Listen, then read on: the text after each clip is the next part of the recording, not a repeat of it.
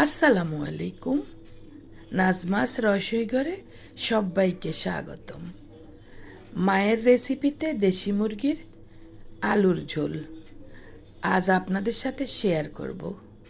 একটা দেশি মুরগি কেটে ধুয়ে পরিষ্কার করে নিয়েছি। চুলায় হাঁড়ি বসিয়ে হাফ কাপ রান্নার তেল, হাফ কাপ পেঁয়াজ আর সাথে গরম মশলা দিয়ে ভেজে নিলাম।